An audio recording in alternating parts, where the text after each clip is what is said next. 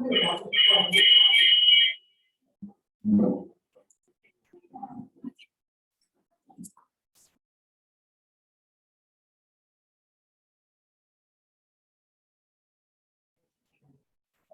Halo.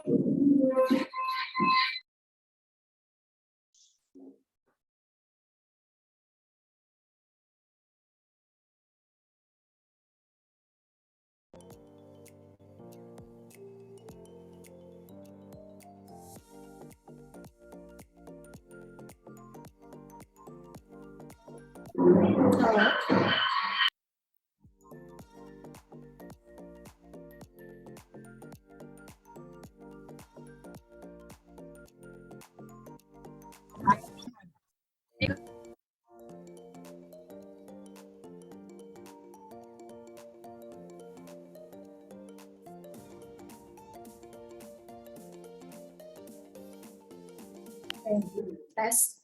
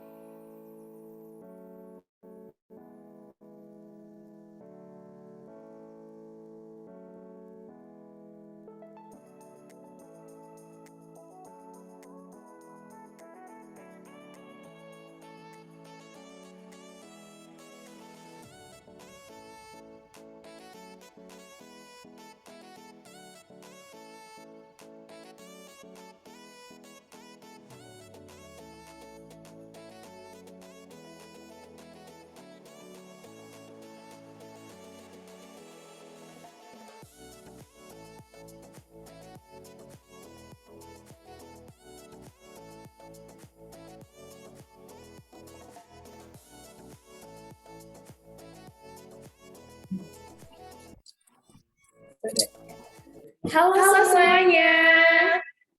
Tak kenal maka kata sayang. Yuk kita kenalan dulu sama MC kita hari ini. Saya Agatha. Saya Hana. Halo semuanya yang udah berhasil masuk ke Zoom kita. Selamat sore, semangat sore. Sore-sore gini harusnya masih semangat dong ya. Atau mungkin ada yang udah aktivitas nih dari pagi, udah agak lemes.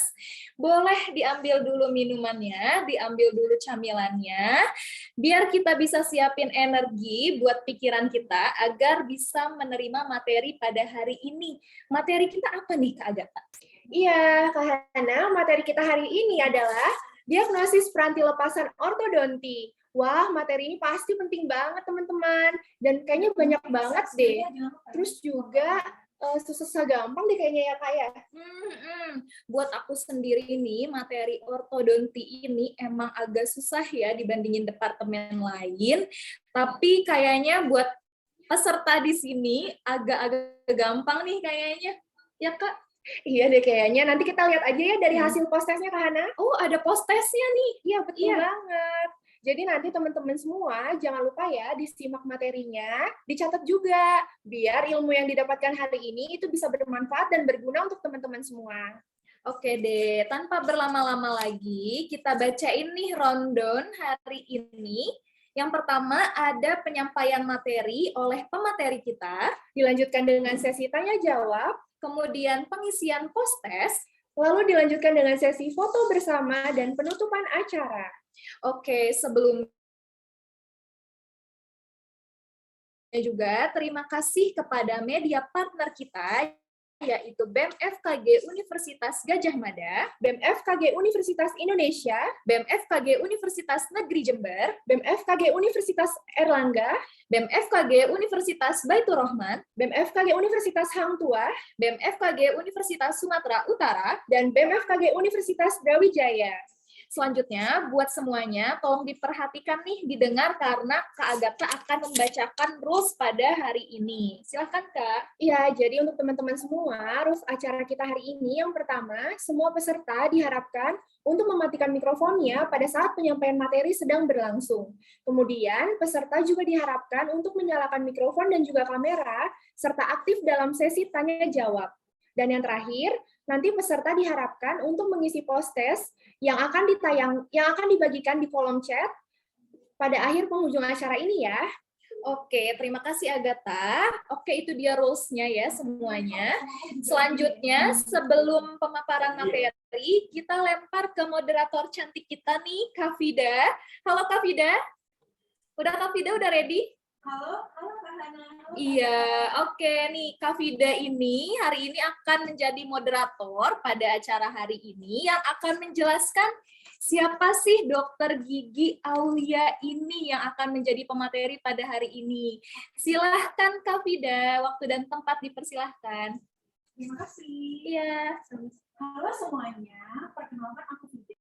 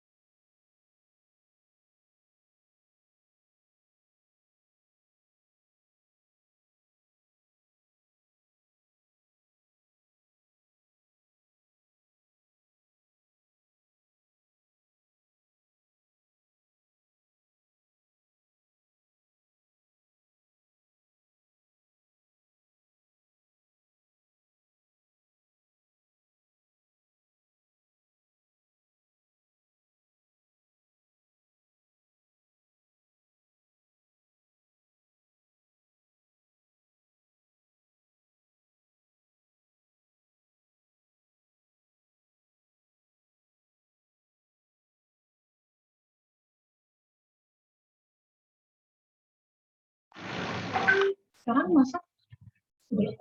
Oke, mohon maaf sekali lagi. Jadi suaranya tadi agak problem.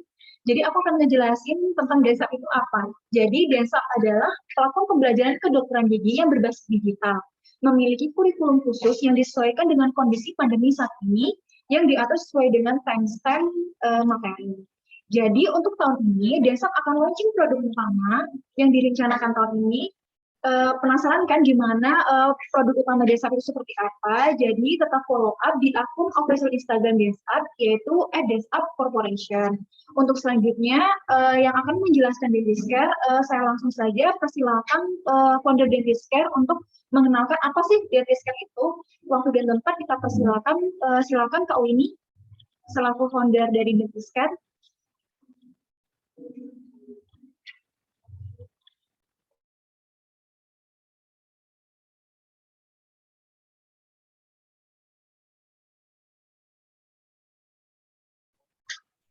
Mungkin dari Kak Wahyu Nur Hidayat dipersilakan selaku founder dari Dentiscare.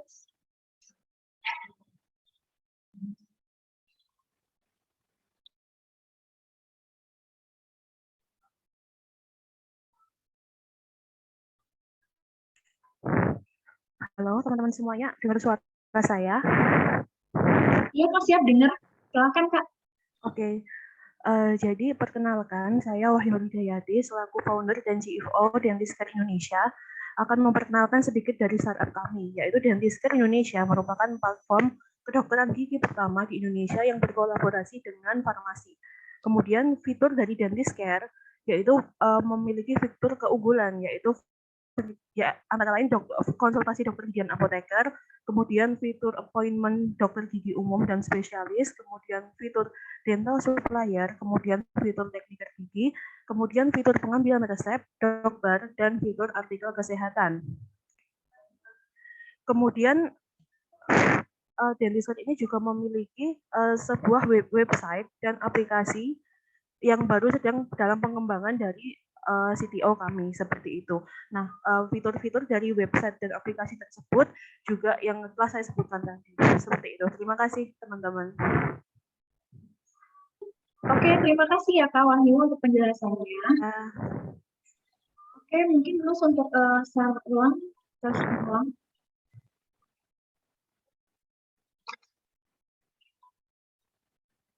Next.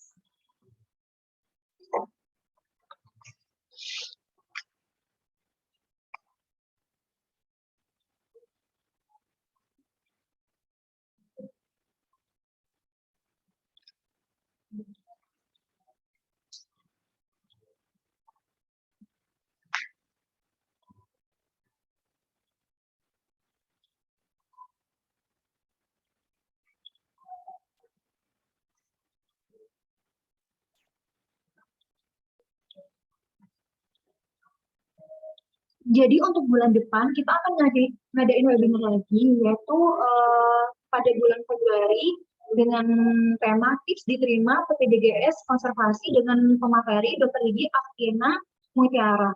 Jadi untuk detail acara selanjutnya bisa tetap stay tune di acara di Instagram official kita masing-masing, yaitu DSA dan Getiska.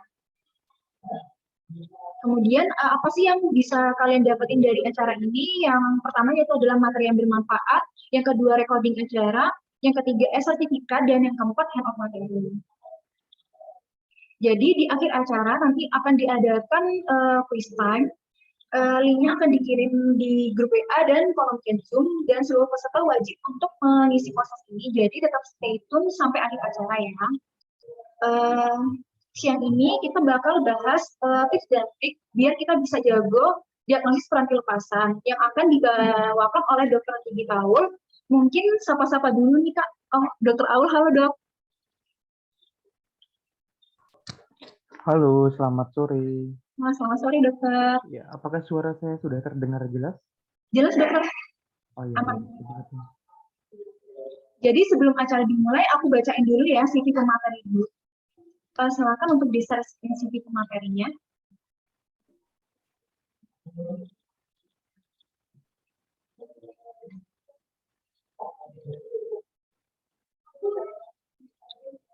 Jadi Dr. Gigi Aulia Ayub merupakan alumni dari Fakultas Kedokteran Gigi Universitas Gadjah Mada yang saat ini juga sedang residen di ortodonti FKG UGM. Kemudian ke bawah.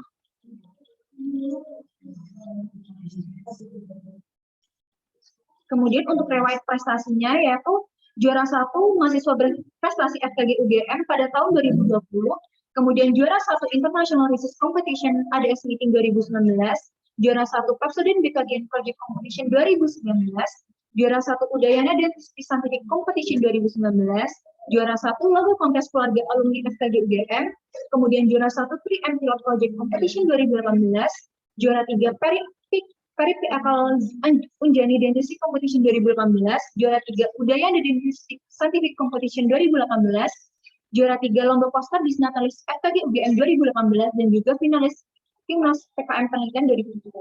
Wah, keren banget ini Dr. Aul. Kemudian untuk riwayat organisasinya, kemudian ke bawah lagi, riwayat pengabdiannya yang terbaru yaitu di KKN PPM UGM tahun 2017, operator BKGN FKG UGM 2019. Oke, tanpa berlama-lama lagi, kita langsung aja masuk ke materi yang udah teman-teman tunggu. Tempat dan waktu untuk Dr. Gigi Aul, dipersilakan.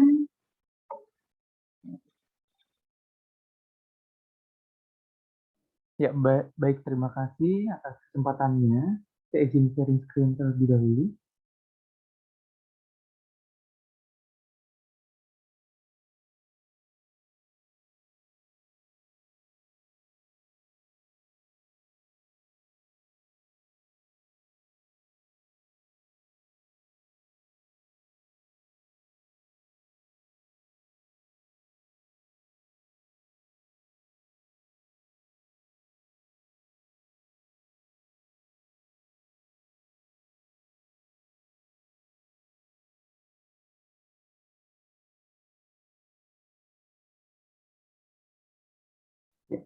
Halo, Agi, apakah PowerPoint sudah terlihat? Terdengar Pak aman? Terlihat ya PowerPoint-nya ya? Iya. Baik. Oke, sebelumnya izinkan saya perkenalkan diri terlebih dahulu. Ya, nama saya Aulia Ayub.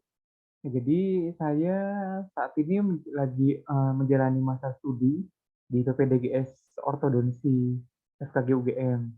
Nah, jadi di sini Dance dan Dentistcare kali ini mengajak saya untuk sharing-sharing mengenai tentunya materi dasar tentang ortodonti lepasan dan bagaimana cara diagnosisnya, bagaimana cara menentukan perawatan, dan nanti di akhir juga akan saya jelaskan sekilas, yaitu mengenai cara-cara mendaftar menjadi PPDGS ortodonti FKGBM terutama.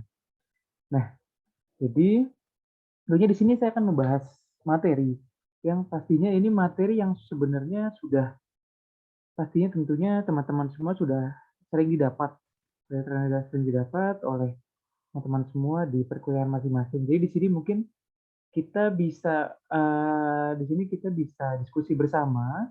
Mungkin di sini saya tidak akan menjelaskan terlalu detail seperti kuliahan pada biasanya, tapi di sini hanya saya jelaskan garis besarnya saja.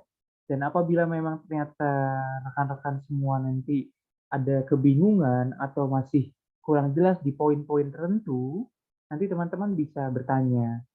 Ya, karena kalau memang kita harus bahas semua, itu nanti waktunya nggak akan cukup dan nanti akan kurang efektif seperti itu.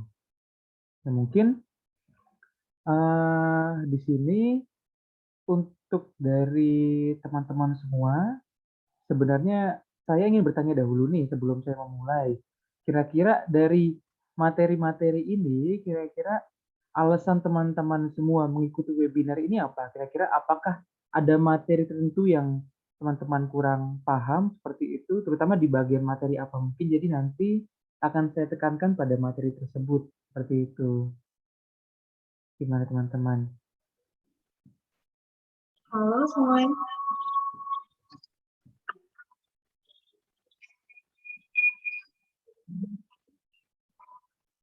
Jadi gimana nih? Mungkin ada yang mau... Ya, ada yang mau sharing terlebih dahulu. Kira-kira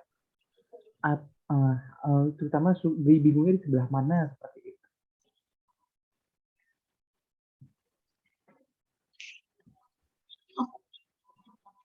Mungkin Kak Vidanya sendiri coba. Kalau menurut Kak Vida bagaimana? Kira-kira materi apa yang benar-benar menurut Kak Vida kira-kira materi apa yang benar-benar masih membingungkan seperti itu di bagian ortodonti dasar seperti ini?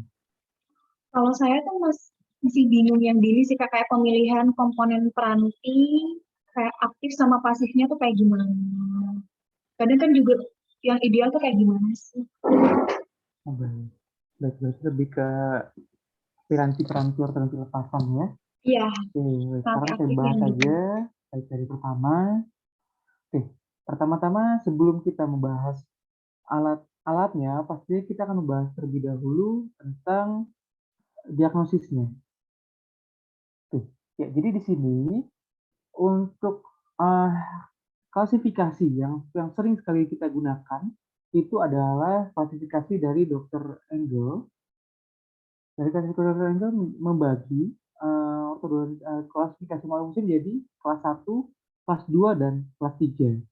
Nah, sebenarnya ada banyak sekali klasifikasi ini. Tapi biasanya yang sangat sering umum sekali digunakan itu pertama Engel, lalu yang kedua Lisher, lalu Dewey, lalu ada juga Bennett. Nah, itu yang paling sering digunakan.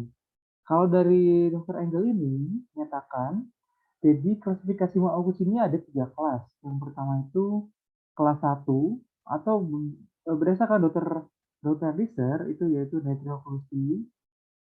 Selanjutnya adalah kelas 2 atau bisa disebut juga distoklusi, dan yang terakhir adalah kelas 3 atau disebut juga mesioklusi.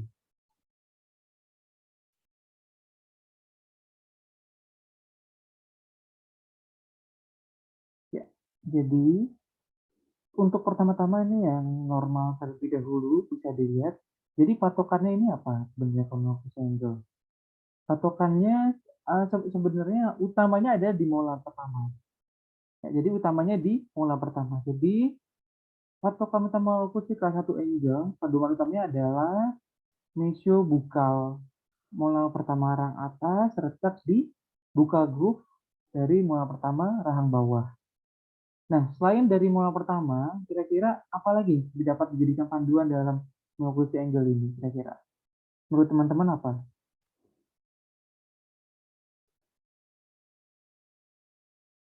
Ada yang tahu? M1 dong. Ya, selain molar 1, kira-kira gigi apa lagi yang dapat dijadikan panduan dalam menentukan ini? Kaminis sama premolar. Betul, Animes dokter. betul. Iya, betul. Gigi kaninus ya. Ya, gigi kaninus sama premolar. Tapi biasanya selain molar pertama, kaninus juga dapat yang digunakan dalam mendiagnosa, pedoman mendiagnosa malakusi angle ini. Jadi gigi kaninus ini pada posisi idealnya terletak di antara gigi kaninus dan di antara gigi kaninus rahang bawah dan di antara gigi premolar pertama rahang bawah. Jadi posisinya idealnya seperti ini. Oke, selanjutnya ini adalah malakusi kelas 2 angle. Jadi malakusi kelas 2 angle, pedoman utamanya pertama tetap kita dari molarnya.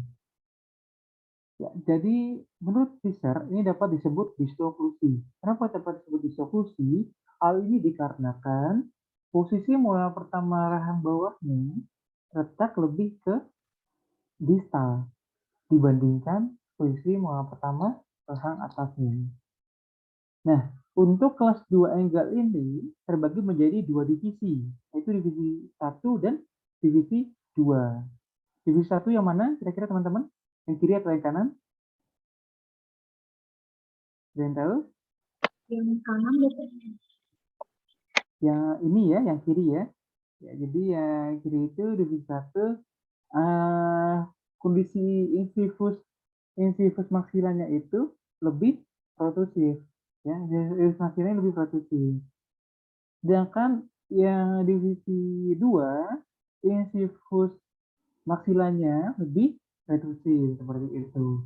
Jadi pertama tetap panduannya itu di molarnya. Lalu lihat juga di kaninusnya. Pada kaninusnya terlihat ini. Kaninus rahang atasnya tadi kan harusnya terletak di antara kaninus bawah dan antara premolar. Tapi di sana pada kelas 2 tetap lebih mesial kaninusnya. Nah, dan untuk divisi 1 dan divisi 2 bisa dilihat. Intinya jika yang disebut true kelas 2 itu biasanya divisi 1. Benar-benar yang terlihat jelas maju sekali itu true kelas 2 ini. True kelas 2 itu kelas 2 divisi 1 atau kelas 2 divisi 2 seperti ini. Oke, selanjutnya. Nah, ini kelas 3. Kelas 3 dia atau pada orang-orang awam, pada pasien biasanya menyebutnya cakil, kondisi cakil. Ya, jadi dilihat kepada molarnya juga pertama tetap. Molarnya posisi molar pertama rahang bawah tetap lebih ke mesial. Ke mesial dibandingkan molar pertama rahang atas. Dan kaninusnya juga terlihat. Kaninusnya yang harusnya terletak di antara kaninus dan premolar rahang bawah tapi terletak lebih ke distal. Nah, selanjutnya selain klasifikasi angle dan Lisa yang sering keluar juga di ujian sama ujian-ujian UKMP 2DG nanti teman-teman setelah koas lulus akan menjadi ujian ini sering banget keluar baik di tryout ataupun di ujiannya ini sering banget keluar jadi kalian harus benar-benar hafal dan paham karena nanti soal-soal di UKMP 2DG itu nanti soal-soalnya soal kasus vinyet jadi kan harus paham. Nih, misalnya kelas 1 modifikasi DW. Yang tipe 1 adalah crowding anterior. Tipe 2, protrusif gigi insifus atas. Tipe 3, crossbite anterior. Tipe 4, crossbite posterior. Tipe 5, jadi molar satunya itu mengalami mesial drift. Nah, selanjutnya ada yang kelas 3. Kelas 3 ini tipe 1 H2H, Tipe 2 infus bawahnya crowding, dan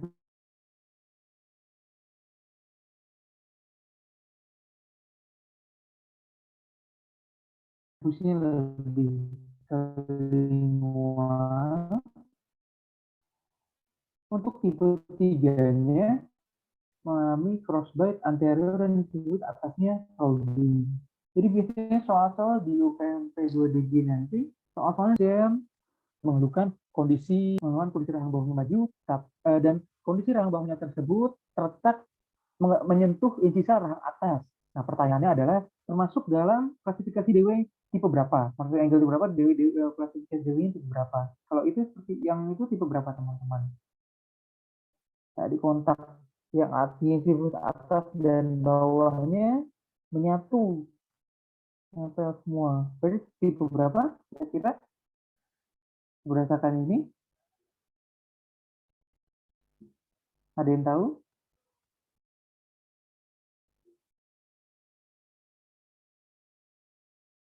Kenapa Kak Fida kayaknya suaranya tadi masih di mute?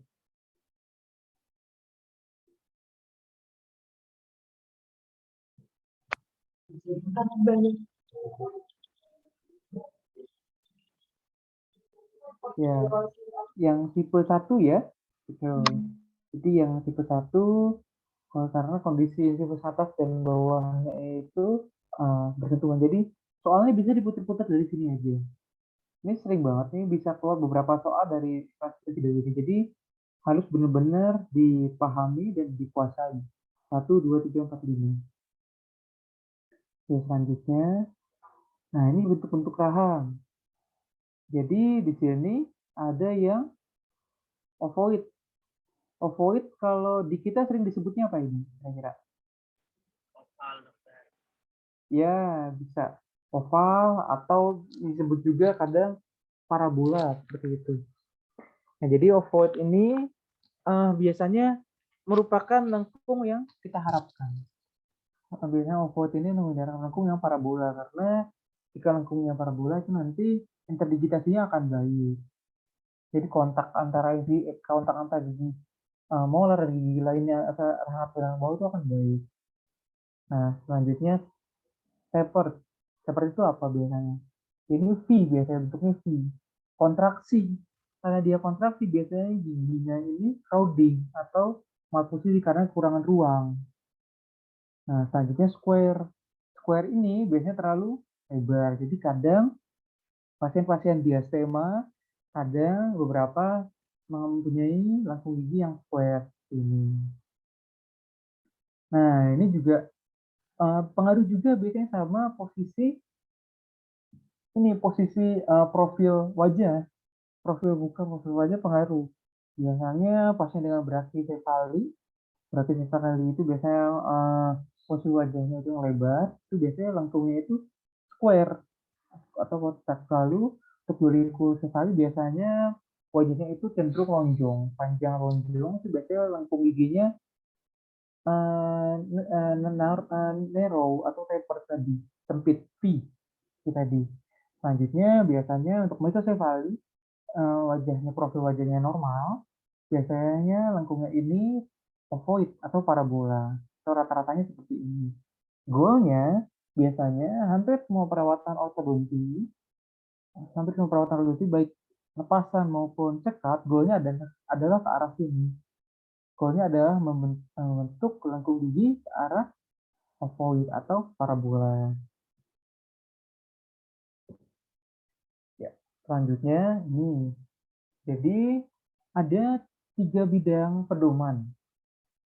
Sebenarnya bidang ada banyak, tapi biasanya bidang-bidang yang dijadikan pedoman untuk diagnosis ortodonti ada 3.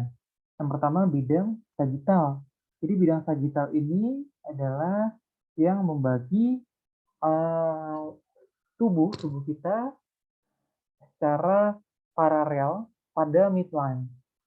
Nah, jadi terlihat di sini pada fotonya terlihat jadi dibagi antara dexter dan sinister, antara kanan dan kiri.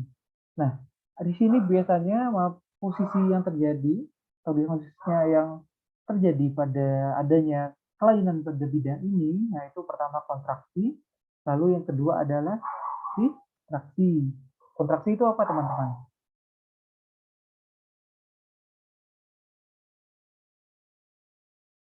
Ada yang tahu?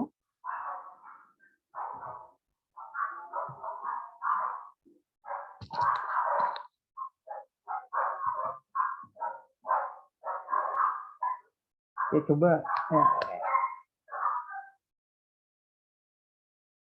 Atau MC-nya, coba MC-nya.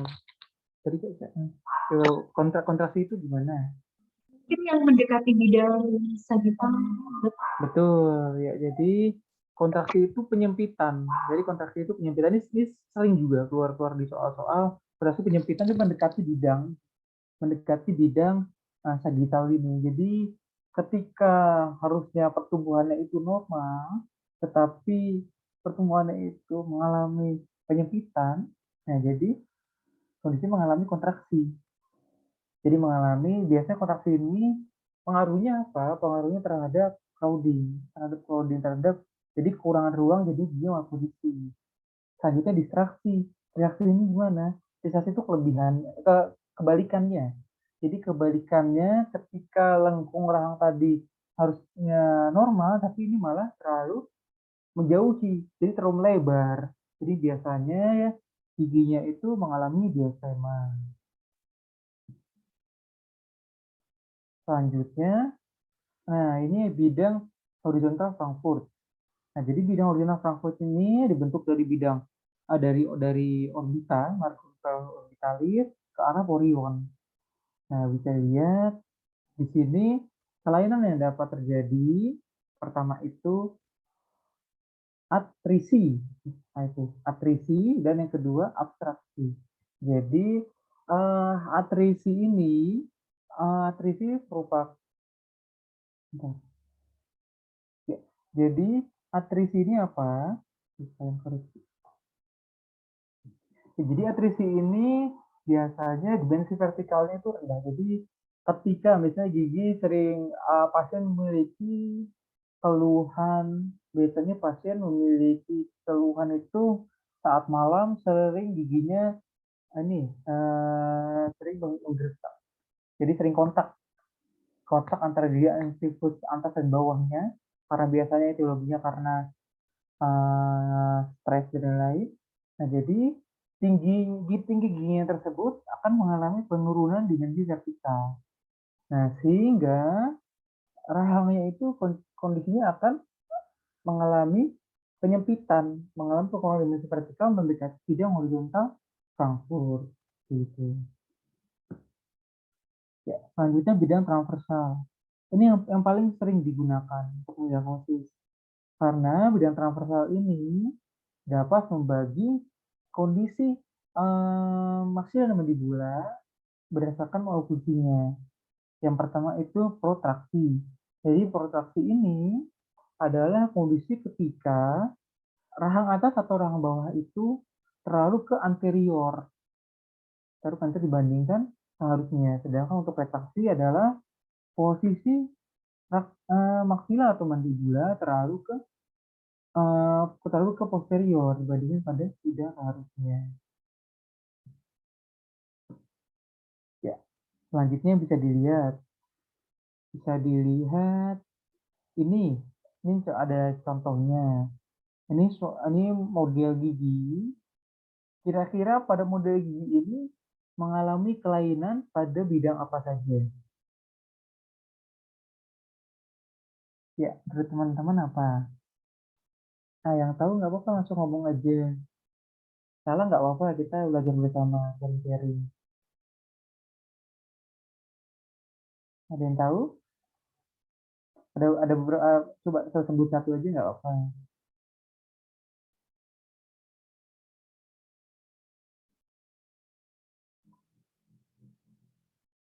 Halo, apakah suara saya terdengar?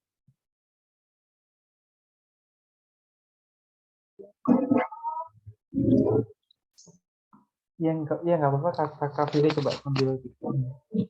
Menurut Kak Fida ini kira-kira bidang apa saja yang mengalami kelainan di sini?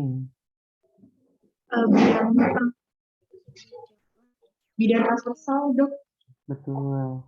Ya, betul. Jadi tadi tema bidang transversal terlihat. Ini bidang transversal kan menentukan kontraksi atau retraksi. Nah, pada kasus ini mandibulanya terlihat lebih ke anterior. Terlihat lebih ke anterior. Jadi mengalami protraksi mandibula. Nah, maksilanya ini tampak lebih ke posterior. Lalu tampak lebih retraksi maksilanya.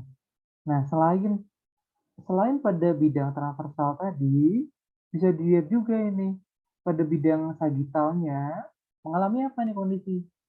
Adanya adanya crowding ini artinya mengalami tadi apa? Konstriksi. Tuh, jadi mengalami konstriksi sehingga giginya crowding, kekurangan ruang. Nah, karena itu terdapat juga pergeseran midline di sini. Saat pergeseran midline artinya bidang terdapat pergeseran bidang sagital, baik pada rahang atas ataupun pada rahang bawahnya. Ya, jadi selanjutnya sebenarnya sebelum menentukan diskrepansi, kita semua harus menentukan banyak sekali metode perhitungan. Tapi uh, di sini saya langsung jelaskan ke poin-poin intinya saja.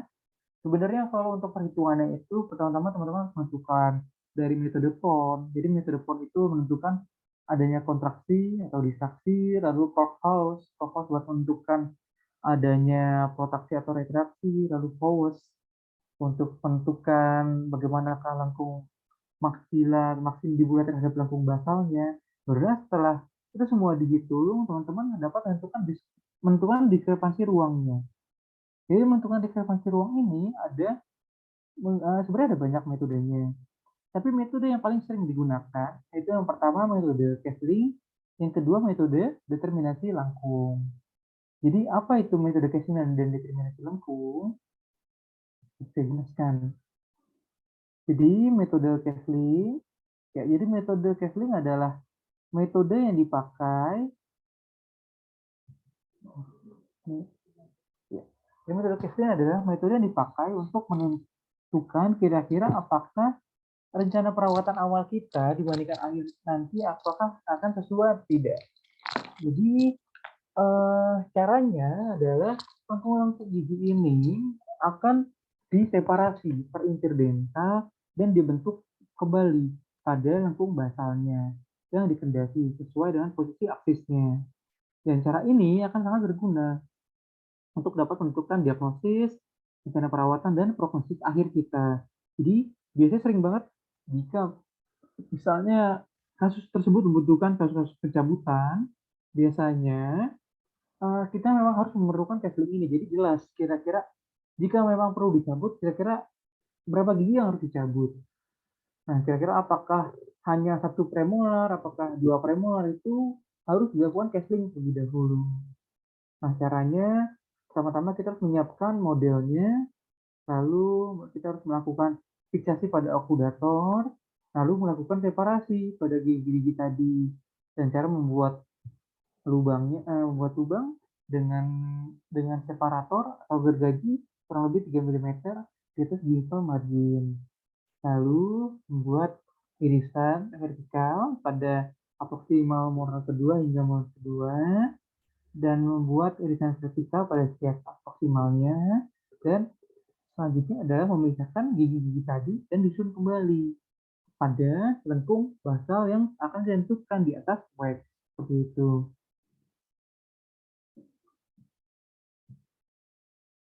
Ya, selanjutnya metode determinasi lengkung. Jadi metode determinasi lengkung merupakan metode alternatif dari metode Kesling. Karena kalau metode Kesling tadi itu benar-benar agak kompleks caranya. Jadi tadi harus benar-benar dipotong-potong, disusun. Nah, determinasi lengkung ini metode alternatif. Jadi dengan cara menggunakan menghitung per giginya. Menghitung gigi per gigi, jadi dengan cara tidak langsung mengukur panjang lengkung ideal, nanti akan dibandingkan dengan lengkung mula-mula. Yang akan dilihat kira-kira diskrepansinya itu berapa mili. Itu. Contohnya seperti ini. Ya, jadi pertama-tama harus ditapak dulu. Jadi misalnya kondisi gigi ini crowding. Jadi operator harus menggambarnya di atas kertas mica, menggambar per gigi, ditandai. Gigi ini posisinya seperti ini, gigi panjangnya seperti ini, gigi tipusnya di sini posisinya, digambar semua. Yang rahang atas dan rahang bawah. Nah, selanjutnya setelah diukur tadi, sekarang operator membuat kira-kira lengkung idealnya itu seperti apa. Jadi misalnya tadi ada mal posisi tadi, itu dibentuk ideal, dibentuk lengkungnya menjadi ovoid atau parabola. Untuk ideal. Nah, setelah dibuat lengkung idealnya, selanjutnya diukur diskrepansinya. Jadi menggunakan sliding caliper atau jangka sorong diukur kira-kira adakah kelebihan ruang atau kekurangan ruang dari perubahan tadi. Kira-kira rahang atasnya itu kekurangan ruang berapa mili, rahang bawahnya kekurangan ruang berapa mili. Jadi nanti bisa ditentukan semua. Ya, selanjutnya setelah sudah ditentukan ruangnya, nanti dia lakukan analisis. Kira-kira jika lebarnya lebih dari setengah mesodistal P1, sebaiknya adalah pencabutan gigi P1 pada gigi tersebut. Jika lebih besar dari seperempat sampai setengah, ada beberapa opsi. Yang pertama pencabutan 1P1 jika ada pergeseran midline, lalu pencabutan 2P2 jika memang sudah simetris, atau ekspansi dan kombinasi dengan grinding. Nah, yang ketiga, jika ruangnya tadi lebih kecil dari seperempat lebar mesodistal gigi premolar 1, operator dapat melakukan grinding pada mesodistal gigi pasien. Syaratnya apa? Syaratnya pasien harus tidak rentan karies. Dan pasien juga sebaiknya sebelum dilakukan grinding ini, pasien diedukasi terlebih dahulu tentang setelah grinding ini jangan konsumsi yang terlalu dingin dahulu karena biasanya akan ngilu.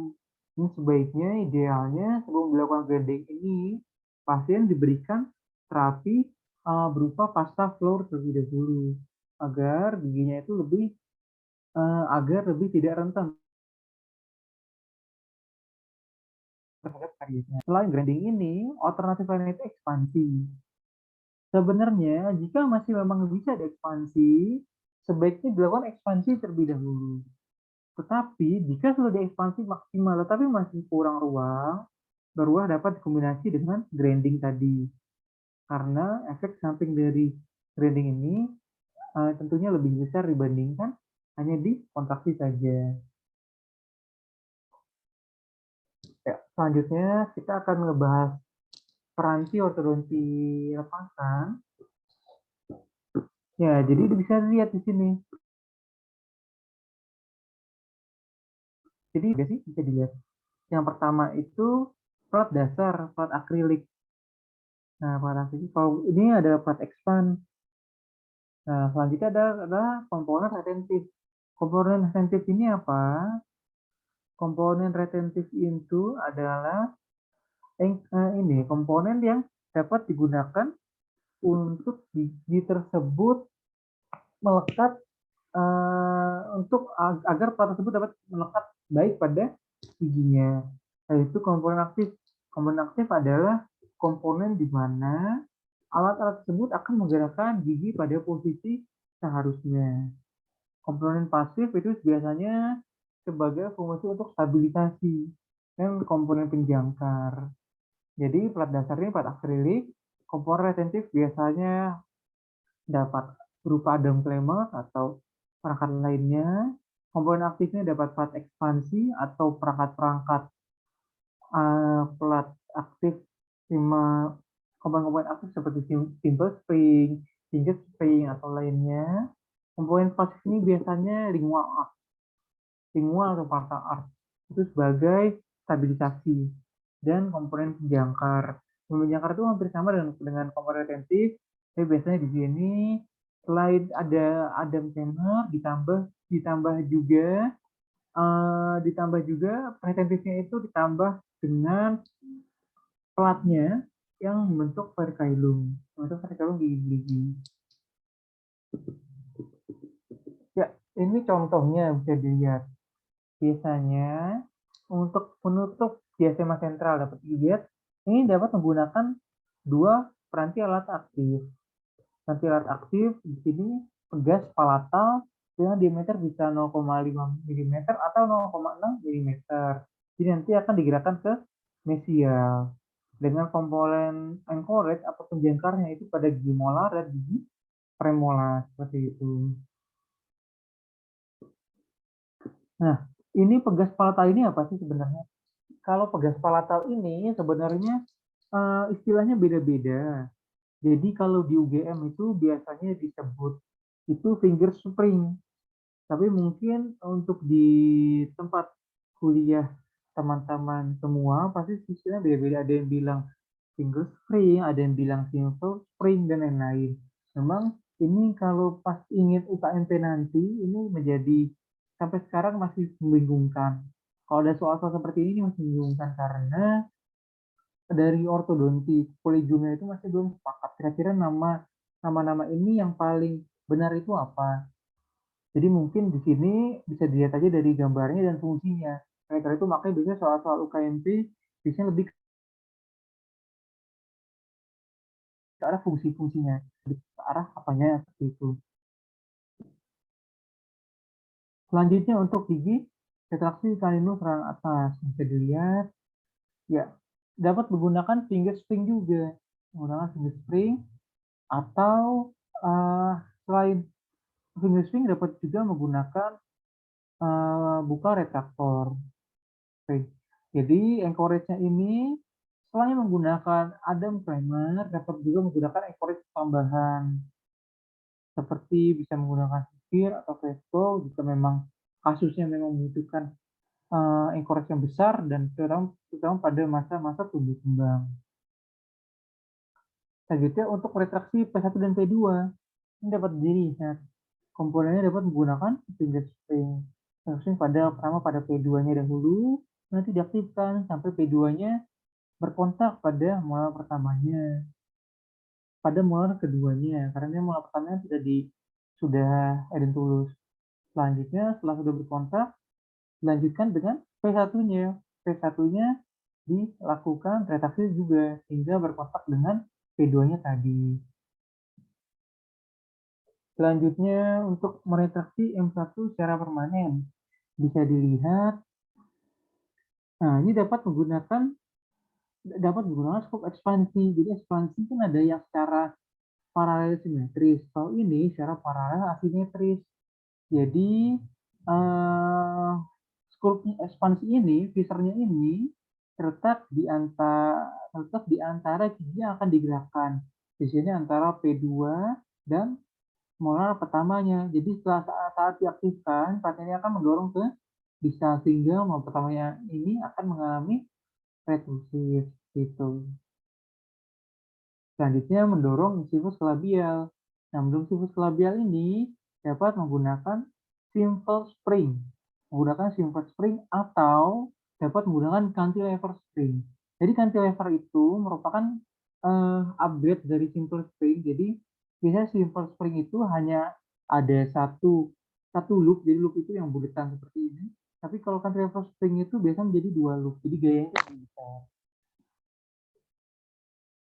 Nah, selanjutnya mendorong gigi premolar ke arah bukal. Mendorong gigi premolar ke arah bukal ini dapat menggunakan T-spring. T-spring karena menggunakan gaya yang besar. Dengan diameternya itu dapat 0,7 mm. Selanjutnya instruksinya. Nah, operator harus dapat menginstruksikan kepada pasien. Yang pertama, pasien harus disarankan dapat menginstruksikan pemakai setiap hari.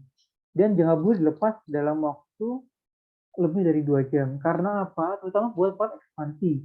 Jika part ekspansi sebentar saja dilepas, apalagi hingga beberapa jam, itu nanti saat digunakan lagi tidak akan pas. Jadi nanti harus dikurangkan lagi. Atau jika dipaksakan nanti pasien akan karyawan. Biasanya seperti itu. Jadi biasanya kalau pasien-pasien pakai plat removable tapi sariawan, artinya biasanya pasien itu tersebut kadang sering lupa pasang, jadi pas dipasang lagi, akhirnya terlalu menekan, akhirnya sariawan. Biasanya kadang seperti itu. Selanjutnya, operator harus menginformasikan kepada pasien bahwa ketika diaktifkan ini akan merasa pastinya akan ada rasa tidak nyamanan. Selanjutnya, pasien harus diusahakan untuk selalu menjaga kebersihan mulut dan pelat ekspansi dengan baik. Dan pasien diminta untuk selalu kontrol rutin secara berkala, minimal 1 minggu sekali. Sebenarnya untuk durasi kontrol itu beda-beda, tergantung institusi juga beda-beda. Tapi biasanya kalau di UGM ini untuk removable itu 1 minggu sekali. Tapi untuk yang cekat disarankan 3 minggu sekali. Jadi jika memang pasien nggak bisa, mungkin boleh 2 minggu sekali. Karena terutama untuk plat-plat yang membutuhkan gaya yang cepat, contohnya plat ekspansi, itu diutamakan sebaiknya seminggu atau 2 minggu sekali. Faktor keberhasilannya. Yang pertama, faktor apa ini? Faktor umur. Jadi, semakin muda pasien, terutama pasien dalam masa tumbuh kembang, perawatannya akan jauh lebih cepat. Nah, di sini beda-beda. Saya juga sudah sharing-sharing sama universitas lain. Kalau di UGM itu, pasien removable ini nggak harus masa tumbuh kembang. Tapi teman saya yang dari UNER bilang kalau pasien dari UNER itu harus tumbuh kembang. Mungkin teman-teman di sini berbeda-beda, tapi memang kalau tumbuh kembang ini pasti akan lebih cepat. Pasti prosesnya akan lebih cepat karena fase tumbuh kembang nanti pasien akan mengalami fase growth spurt atau fase percepatan pertumbuhan. Jadi sebelum fase itu terjadi, operator harus dapat melakukan penyesuaian kira-kira bagaimanakah kondisi yang ideal. Nah, selanjutnya tingkat kooperatif. Jika operatornya sudah berjuang maksimal, sudah mengusahakan yang maksimal mungkin, tapi kalau pasiennya tidak kooperatif, perawatannya akan sia-sia. Selanjutnya, kepatuhan pasien memakai alat tersebut secara rutin dan tidak boleh dilepas. Dan selanjutnya adalah kepatuhan pasien untuk menjaga kebersihan mulut dengan baik. Selanjutnya, evaluasi keberhasilan. Jadi evaluasi kebersihannya itu bagaimana? Jadi yang pertama, operator harus melihat kira-kira hasil perawatan itu harus sesuai dengan metode dan cara perawatan yang sudah disusun, yaitu dengan tadi metode Kevling atau metode determinasi lengkung.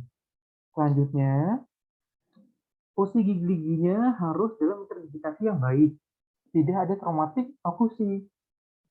Jika ada traumatik okusi, operator harus melakukan occlusal adjustment menggunakan articulating paper. Dilihat kira-kira bagaimana saja yang traumatik. Barulah saya itu di flexus grinding hingga posisinya itu stabil dan tidak traumatik. Nah itu TMJ pasien itu harus normal.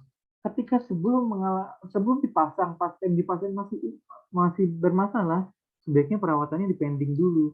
TMJ harus difokuskan terlebih dahulu hingga TMJ-nya stabil terlebih dahulu.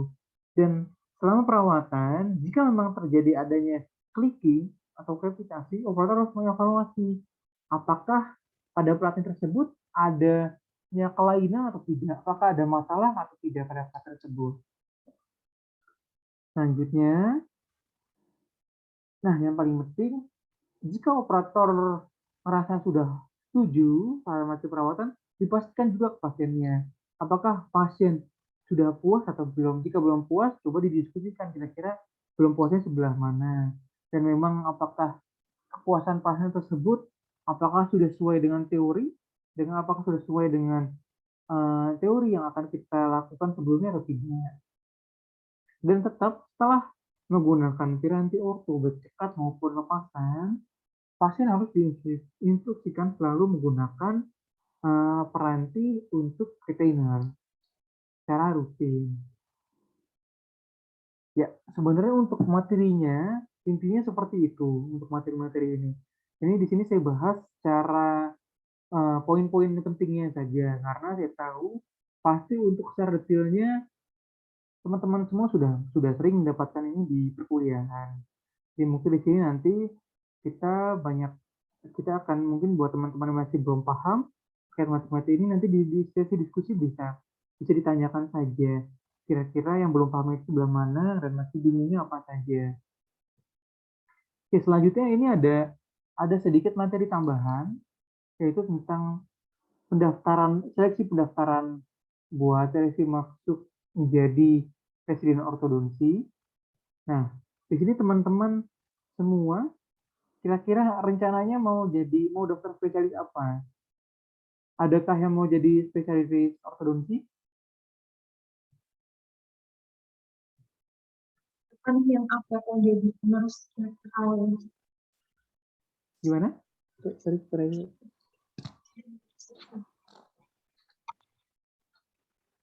Mungkin siapa yang mohon maaf Dok. Oh iya. Gimana Kak Fide? Iya, kira-kira gimana? Siapa teman-teman yang ada punya rencana ke depannya mau jadi presiden ortodonti? Ya, jadi kalau untuk menjadi residen ini ada banyak syarat yang harus dilakukan. Yang pertama, syarat utamanya itu 1 tahun praktek. Di sini untuk residen terutama residen seperti residen konservasi, lalu residen bedah mulut dan ortodontia itu wajib minimal 1 tahun praktek. Kalau prostodontia atau periodontia itu tidak wajib 1 tahun praktek. Jadi di sini ortodontia harus memang 1 tahun praktek. Selanjutnya, selain praktek tadi, syarat paling penting apa? Harus menyiapkan administrasinya. Nah, selanjutnya, menyiapkan juga masalah dananya. Nah, dananya itu beda-beda. Di sini saya sudah searching-searching juga, kira-kira untuk dananya itu di masing-masing universitas apa saja, dan di sini saya sejauh ini hanya mendapatkan info dari 3 universitas. Yang pertama itu dari UGM. Nah, kalau dari UGM sendiri, jadi sistemnya nanti ada uang pangkal atau uang gedung istilahnya. Nah, itu range-nya itu berada di range antara kisaran 50 sampai 100 juta. Jadi itu terserah. Rata-rata mungkin biasanya sih bisa ada yang 75 juta, ada yang 80 juta, dan lain-lain. Itu buat uang pangkalnya. Nah, kalau UGM, itu uang semesternya itu sekitar 13 juta. Nah, selanjutnya selain UGM, di UI. Kita lihat di UI. Nah, kalau UI, ortodontia, itu uang pangkalnya itu di sini 76 juta. Dan kalau per semesternya itu sekitar 31 juta. Jadi UI itu memang sangat sangat besar kalau dibandingkan UGM untuk biayanya. Dan untuk prodi-prodi lain juga UI kalau dibandingkan UGM memang beberapa prodi itu memang terpaut cukup besar. Nah, selanjutnya di sini untuk Unpad Pajajaran. Jadi Unpad ini untuk uang pangkalnya itu hampir sama seperti UGM itu dengan range, dengan tadi uang per semesternya itu kisaran sekitar 25 juta kalau di Indonesia aja. Nah, jadi memang untuk dananya tersebut memang cukup besar. Jadi mungkin di sini buat teman-teman yang memang teman-teman berencana memakai biaya mandiri, memang biasanya itu harus kerja terlebih dahulu, paling nggak beberapa tahun, buat mengumpulkan uang untuk sebagai syarat administrasi biaya kuliah ini. Nah, selain itu, biasanya sering sekali saya mendapat pertanyaan, apakah ortodontia ini bisa menjadi beasiswa atau tidak? Nah, sejauh ini, hampir semua yang saya tanyakan, biasanya ortodontia ini tidak ada beasiswa yang dapat mengcover. Biasanya beasiswa yang dapat di-cover itu antara bedah mulut, konservasi, atau periodontia. Biasanya di itu. Tapi selain itu, biasanya ortodontia itu jarang ada biasanya di-cover. Jadi biasanya ini murni mandiri ataupun dapat dibantu dengan Biasanya udah ada kontrak dengan perusahaan apapun itu juga dapat diganti.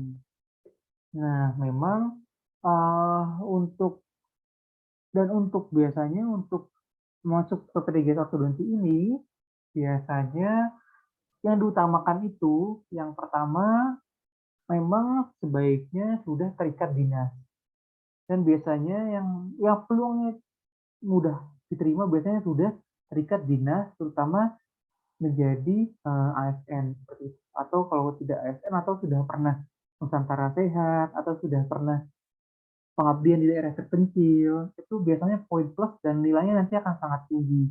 Beda dengan kita misalnya kita di praktek swasta itu biasanya nilainya dibedakan. Jadi mungkin ini tidak hanya berlaku di ortodonti saja, tapi berlaku di semua residen. Bedah mulut, konservasi apa. Jika teman-teman berencana ikut Nusantara Sehat atau PTT atau sejenisnya, itu nanti teman-teman akan mendapatkan poin yang tinggi buat mendaftar PPDG di sini. Jadi di sini ada berbagai macam tes.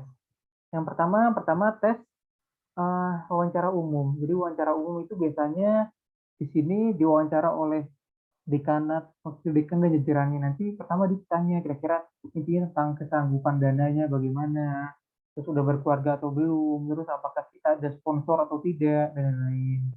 Nah, selanjutnya tes keterampilan khusus. Jadi kalau di orto ini, keterampilan khususnya adalah wire bending. Jadi kita harus bisa wire bending. Nanti dia akan dikasih model, dikasih kasus, kita harus wire bending sesuai dengan kasus tersebut. Lalu ujian tulis. Di ujian tulis ini ada sekitar 20 hingga 30 soal. Itu soalnya kasus bahasa Inggris. Nanti kita harus dapat menjawab kasus-kasus tersebut. Selanjutnya ada tes wawancara khusus. Tes wawancara khusus ini dengan dari prodinya, dari kepala departemen, kepala prodi, ataupun dari dosen-dosen ortodontinya. Selanjutnya setelah itu sudah tinggal pengumumannya. Ya mungkin memang ini sebagai gambaran sekilas saja, karena jika ingin dijelaskan detail itu membutuhkan satu sesi secara khusus. Ya memang jika memang teman-teman ada yang berencana, mungkin besok-besok boleh jika ingin bertanya lagi, dan paling tidak mungkin dipersiapkan syarat-syaratnya terlebih dahulu. Yang paling utama, jika memang teman-teman sudah ada rencana seperti ini, dan jika teman-teman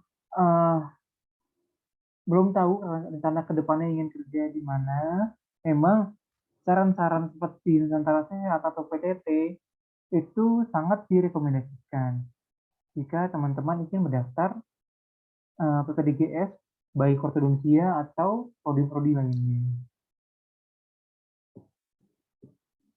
Ya, sekian dari saya. Mungkin itu materi yang dapat saya sampaikan. Ya, pas berarti ya, pas 45 menit ini sepertinya. Sesuai dengan yang panitia minta. Oke, selanjutnya saya kembalikan ke moderator. Silahkan. Baik, terima kasih dokter atas penjelasannya. Apakah suara saya jelas? Baik, jadi kita langsung saja ke sesi Q&A.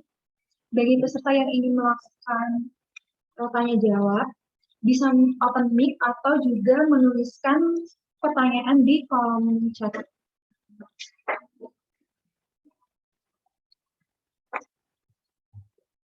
Jadi dokter Aul mungkin sambil menunggu peserta menuliskan pertanyaannya, saya bacakan pertanyaan yang sudah masuk ke WA.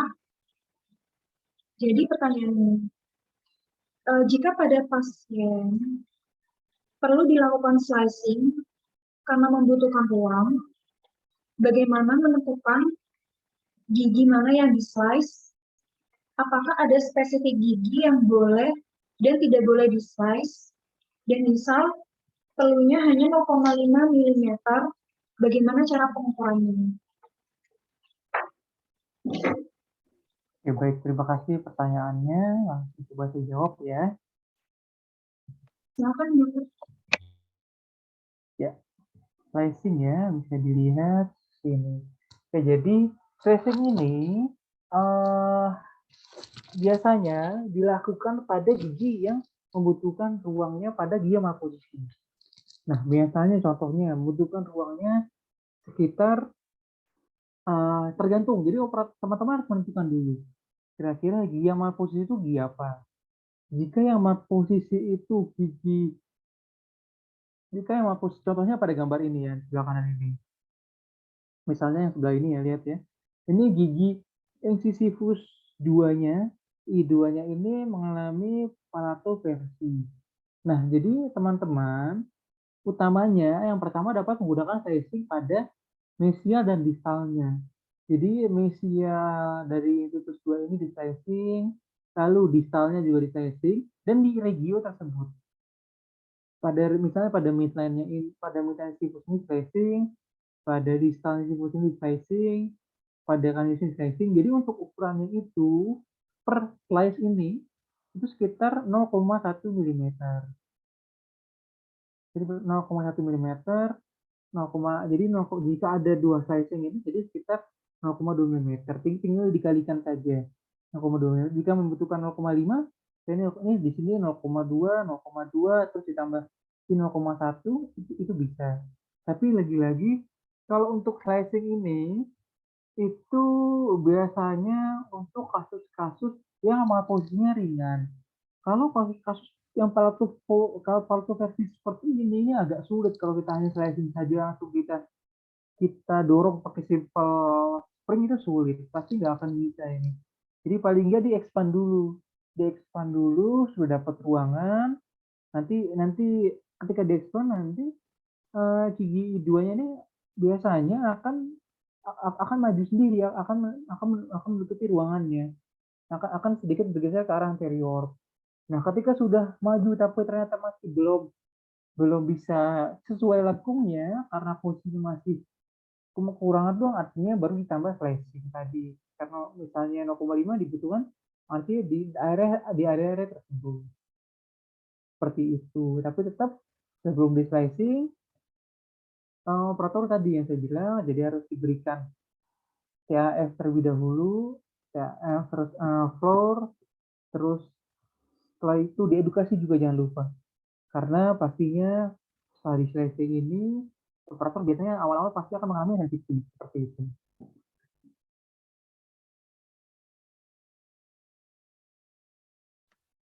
Baik, dokter. Mungkin apa ada pertanyaan lain? Ini sudah masuk, dokter.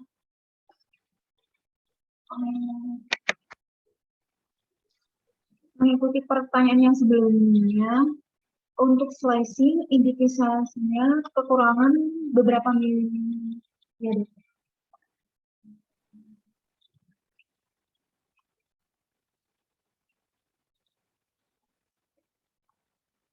Halo? Halo? Bagaimana dari Suara saya. Jadi pertanyaannya, untuk slicing indikasinya untuk kekurangan berapa mili? Baik. Ya.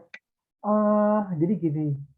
Jadi untuk kekurangan berapa mili atau tidaknya, jadi tadi pertama-tama teman-teman harus menentukan dengan diskrepsi ruangnya terlebih dahulu. Ya. Nih, teman-teman lihat. Jadi tadi kan pertama teman-teman menentukan dari metode Kesling atau determinasi lengkung. Dilihat kira-kira kebutuhan ruangnya ini berapa lengkungnya. Jika kebutuhan ruangnya tadi misalnya kebutuhan ruangnya sekitar 3 mm. Nah, 3 mm dilihat gigi P1 pada regio tersebut itu ukurannya berapa? Biasanya gigi P1 ukurannya mungkin sekitar 6 sampai 7 mm. Nah, di 3 itu dia kurang dari setengah, dia di sini opsinya. Opsinya itu bisa ekspansi lalu dikombinasi grinding. Tapi jika hanya grinding saja, biasanya membutuhkan kekurangan ruangnya ini.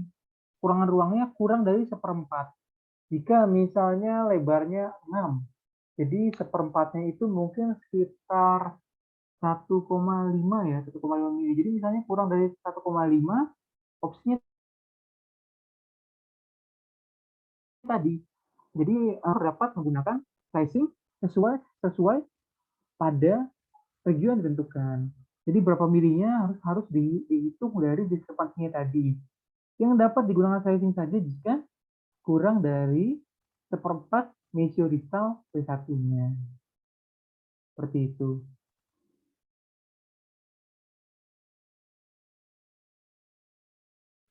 Baik dokter, mungkin untuk Kak Dewa apakah ada sambungan atau ada pertanyaan lagi?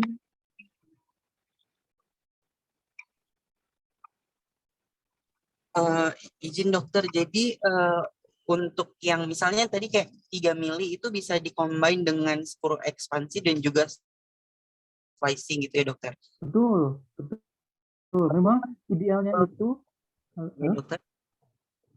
bagaimana tadi pertanyaan lanjutannya? Kan tadi kalau misalnya kekurangannya 3 mili itu bisa di skru dan juga bisa di slicing gitu ya dokter. Misalnya kayak kombinasi gitu ya dokter. Betul.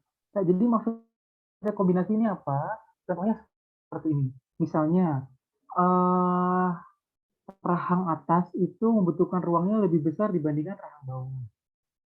Nah, jadi biasanya untuk ekspansi itu rahang atas dan rahang bawah itu diutamakan simetris.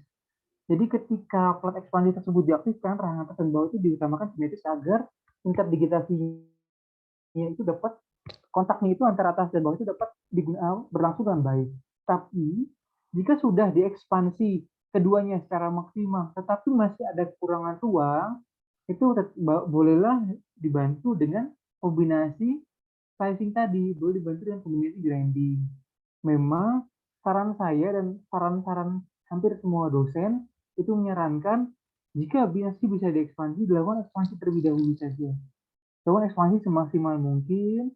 Jika memang, tapi ternyata jika memang tidak membutuhkan, masih tetap membutuhkan ruangan, barulah dikombinasi dengan sizing tadi.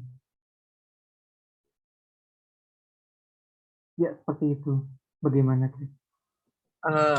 Izin bertanya lagi boleh dokter? Ya, boleh. Dokter, saya mau bertanya tentang penggunaan skru ekspansi. Jadi kan itu kan bergerak ke arah lateral ya dokter. Untuk kasus-kasus ortodonti removable ini kan biasanya kalau di kampus saya itu digunakan, lebih tepatnya digunakan merupakan perawatan gold standar untuk yang untuk anak-anak gitu dokter, yang kayak dokter bilang tadi yang pada anak-anak tumbuh kembang gitu. Tapi kalau di UGM bisa digunain untuk anak-anak dan juga yang dewasa ya dokter ya.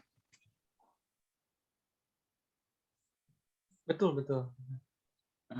Kemudian dokter, ini kan untuk yang kalau misalnya untuk yang dewasa dokter, apa kemungkinan bisa dia bergerak dokter? Karena kan dia udah nggak masa tumbuh kembang lagi gitu dokter. Kalau Iya. misalnya digunakan pakai skru ekspansi. Ya, baik, pertanyaan yang bagus.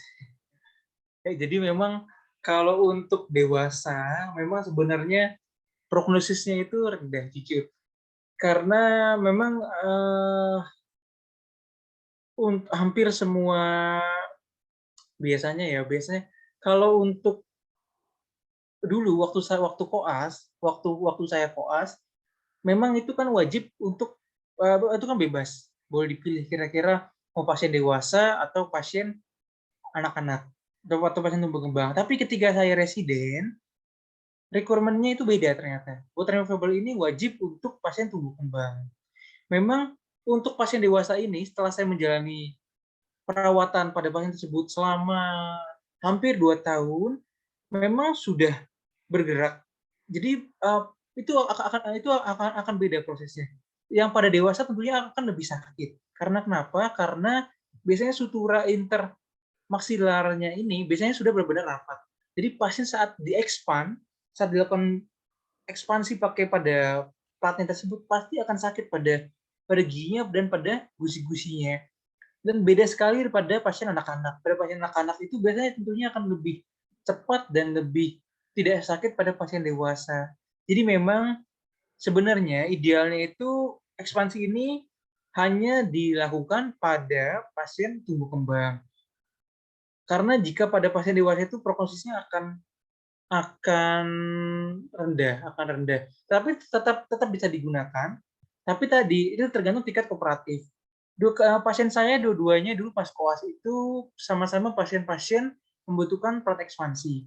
Dan dua-duanya itu berhasil. dua-duanya berhasil sampai yang tadinya kontraksi semua, dua-duanya berhasil sampai benar-benar yang tadinya kurang ruang sampai benar-benar di antara giginya itu awalnya ada space-space-nya. Awalnya membutuhkan ada celah-celahnya terlebih dahulu, barulah setelah ada celah tersebut, platnya diganti dengan plat aktif, diganti dengan simple arch, diganti dengan diganti dengan finger spring juga, sehingga ruangan-ruangan tadi akan ditempati oleh gigi yang posisi tadi, sehingga sudah sesuai. Ketika masih ada ruangan, baru nanti posisinya nanti akan menyesuaikan sendiri hingga interdigitasinya maksimal dan digunakan articulating paper untuk mengecek kontak-kontaknya. Memang yang saya alami selama 2 tahun, hampir 2 tahun itu memang sulit sekali untuk pasien yang dewasa. Memang bisa tapi memang sulit. Dan untuk yang ekspansi ini biasanya kalaupun dewasa itu paling enggak masih usianya masih paling tidak sebelum 25 tahun. Tapi kalau udah lebih dari 25 tahun itu sangat sulit biasanya. Karena sutura intermaksilarnya itu sudah benar-benar rapat. Seperti itu, Kak Dewa. Baik, dokter. Makasih ya, dokter.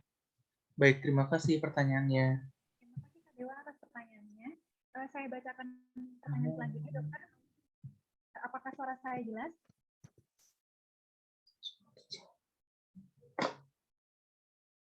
Apakah suara saya jelas? Ya, terdengar. Oke, baik. Pertanyaan dari Kak Riana. Permisi dokter, mohon maaf saya bertanya melalui chat. Izin bertanya dokter, apabila ada kasus dengan relasi M kanan dan kiri gigitan tonjol, dan relasi C kanan dan kiri gigitan tonjol, sekiranya masuk dalam maloklusi Angel tipe 1 atau bagaimana ya dokter? Terima kasih dokter. Tadi saya baca relasi M kanan dan kiri gigitan tonjol, relasi C kanan kiri gigitan tonjol. Sekiranya masuk tipe 1 bagaimana dokter? Terima kasih dokter. M kanan dan kiri gigitan tonjol.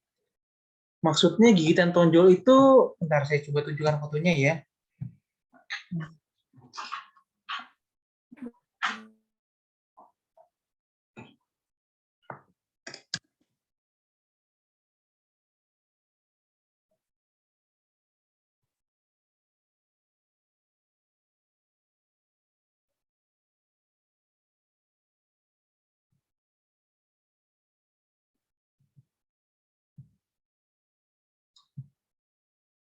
Tadi mana chat?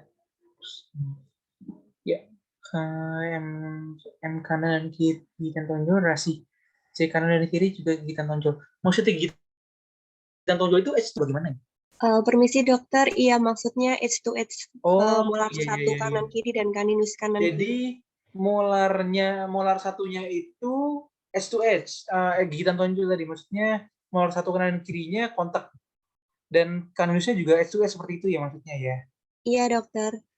Lalu pertanyaannya, sekiranya masuk maloklusi angle tipe 1 atau bagaimana dokter? Oke. Ya, jadi untuk tipe 1 ini kan biasanya crowding anterior. Nah, sebenarnya untuk tadi, jika memang mau kelas 1 tipe 1, posisinya itu syaratnya molar pertamanya itu tidak boleh edge to edge. Jika molar satunya udah edge to edge, tadi contoh gambarnya misalnya ini. Nah, tadi kan harusnya kan posisi molar satu rahang atasnya ini kan mesio-bukalnya terletak di bukal groove rahang bawah. Tapi ketika dia edge to edge, mesio-bukalnya terletak pada mesio-bukal rahang bawah, artinya dia sudah kelas 2. Sudah kelas 2, dan ketika sudah kelas 2, jadi kalau kelas 2 tidak ada modifikasi DW-nya, adanya divisi 1 atau divisi 2. Terlihat baru pada gigi anteriornya. Jika gigi anteriornya dia protrusif, baru divisi 1. Sedangkan kalau retrusif, baru divisi 2. Jadi jika ingin yang maloklusi kelas 1 tipe 1, itu bisa, tapi syaratnya molar satunya tadi kondisinya tidak H2H. Kondisinya tadi mesiobukal rahang atas tetap pada bukal guru rahang bawah. Dan biasanya tipe 1 ini soal-soalnya spesifiknya kondisi molarnya itu tadi yang saya jelaskan, mesiobukal tetap pada bukal guru rahang bawah dan posisi gigi anteriornya berantakan atau tidak rata. Nah, termasuk dalam salah satu angle modifikasi tipe berapa. Nah, seperti itu. Barulah itu jawabannya yang tipe 1. Seperti itu, Kak Riana. Bagaimana, Kak Riana? Berarti masuknya yang kelas 2 divisi berapa gitu ya, dokter? Betul, kelas 2 divisi berapa? Karena tadi kan kalau menurut berdasarkan pertanyaan Kak Riana, molar satunya tadi kan S2H. Kalau S2H tadi kan artinya lebih ke mesial harusnya. Iya. Berarti sudah masuk kelas 2 seperti itu. Oh, baik, terima kasih dokter. Baik, terima kasih kembali.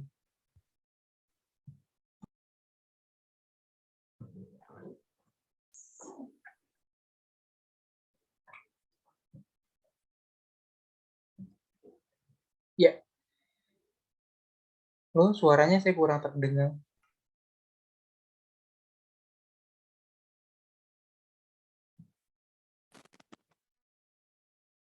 Apa di tempat saya yang tidak terdengar ya? Sekarang? Nah, sekarang sudah terdengar. Baik, saya bacakan ya dokter. Saya izin bertanya dari Kak Iki, penggunaan pegaste apakah bisa digunakan pada anterior dokter? Kalau untuk pasien dengan keadaan crossbite, ini ada 2 pertanyaan dokter. Jadi pertanyaan pertama, penggunaan pegaste apakah bisa digunakan pada anterior? Itu untuk pertanyaan pertama. Sebentar. Untuk crossbite posterior unilateral pada gigi C, P1, P2, M1, sisi kanan saja. Etiologinya apa ya dokter? Pasien tidak memiliki kebiasaan buruk. C, P1, P2, oke. Ya, yang pertama untuk pegaste. Pegaste tadi atau test spring ya. Pertanyaannya tadi apakah bisa dipakai buat gigi anterior? Tadi gambarnya ini. Ya, bisa dilihat. Nah, apakah bisa pakai buat gigi anterior? Jawabannya bisa. Jawabannya ya, jawabannya bisa. Tapi biasanya kalau untuk anterior ini biasanya sering yang dipakai itu cantilever spring. Karena cantilever spring itu dia mempunyai 2 loop dan kelintingannya itu lebih maksimal. Karena biasanya untuk gigi anterior ini, untuk yang crowding biasanya tidak hanya 1 gigi saja, tapi beberapa gigi. Takutnya jika menggunakan test spring ini, kondisi spring ini yang terlalu lebar sehingga menghalangi perlekatan di spring-spring lainnya di mesial atau distalnya. Tetapi jika hanya pada 1 gigi aja, misalnya gigi incisivus aja nih, gigi incisivus yang saya tunjukin di kursor ini mengalami palatoversi. Nah, yang lainnya normal, ingin menggunakan ini pegaste ini, itu bisa saja. Tetapi jika yang malposisi misalnya ada yang I2, I1 atau vaninus, kondisi malposisi semua, tapi ingin menggunakan pegaste, nah ini kan pegaste ini dia lebih lebar, lebih mesiodistalnya itu lebih luas, jadi menghalangi perkatan spring lainnya. Makanya biasanya untuk gigi anterior ini menggunakan simple spring saja atau cantilever spring. Barulah pada gigi posterior hanya pada salah satu gigi ini misalnya itu menggunakan test spring seperti ini. Selanjutnya untuk pertanyaan kedua, jika ada pasien mengalami tadi crossbite posterior hanya di salah satu sisi saja. Kira-kira etiologinya apa? Nah, pasien tadi tidak memiliki kebiasaan buruk. Biasanya untuk crossbite ini ada beberapa etiologinya. Yang pertama, itu yang paling sering kalau crossbite posterior, biasanya itu faktor dari kebiasaan mengunyah satu sisi. Karena di sini pertanyaannya Kak Iki, crossbite posterior unilateral pada sisi kanan saja. Nah, biasanya coba dipastikan lagi, apakah pasien memiliki kebiasaan mengunyah satu sisi atau tidak. biasanya pasien kalau kita tanya seperti itu pasti jawabannya tidak. Pasti jawabannya enggak dok, saya nggak punya kebiasaan mengisap sisi, saya punya normal dok. Nah, operator taunya dari mana? Operator taunya dengan cara melihat kondisi giginya. Tanda spesifiknya apa? Tanda spesifiknya biasanya pada sisi yang jarang dipakai biasanya akan lebih banyak kalkulus dibandingkan sisi kontranya. Misalnya sering digunakan sisi kanannya. Biasanya sisi kirinya itu biasanya lebih banyak kalkulusnya. Coba operator bisa cek juga pada kondisi itu. Jika memang ternyata sudah tidak, jika dipastikan benar-benar tidak ada, berarti mungkin saja ada bisa juga faktor dari persistensi. Misalnya pada sisi kanan tersebut, di desidunya dahulu pada area tersebut itu persistensi semua, atau jarang, maksudnya belum di exo sebelum giginya permanen tersebut sudah mau muncul, tapi gigi desidunya masih belum di exo, jadinya posisinya mengalami crossbite. Atau jika memang tidak ada faktor-faktor tersebut, bisa juga faktor genetik. Jadi faktor genetik, coba dipastikan juga kira-kira apakah orang tua atau kakek nenek pasien punya seperti itu juga atau tidak. Biasanya faktor-faktor itu yang bisa menentukan buat kondisi-kondisi crossbite atau kondisi-kondisi kelainan lainnya. Ya. Terima kasih Dr. Aul atas jawabannya. Mungkin dari Kak Iki ada tambahan jawaban, ada tambahan pertanyaan maksudnya.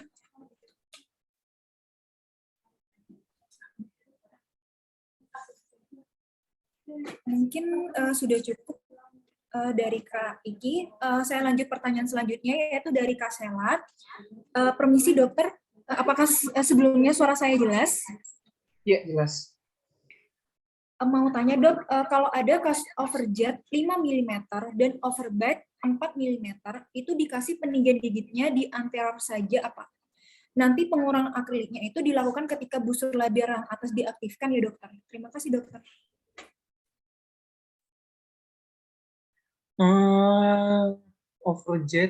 Overjetnya 5, overbite-nya 4. Kasih peninggian yang terus saja, nanti pengurangan akrilik dilakukan ketika busur labial. Overjetnya 5, overbite-nya 5, peninggiannya yang terus saja. Oke, jadi kalau untuk kasus ini operator harus melihat dahulu. Pertama, jika memang overbite 4, sebenarnya kalau 4 ini dia masih belum terlalu parah sih. Biasanya misalnya overbite-nya benar-benar 5 atau 6 atau 7, atau di bite, misalnya kalau kasus di bite. Nah, operator menentukan dahulu kira-kira penyebabnya apa. Jika penyebabnya karena supraklusi gigi anterior, benar, gigitannya di anterior saja itu benar.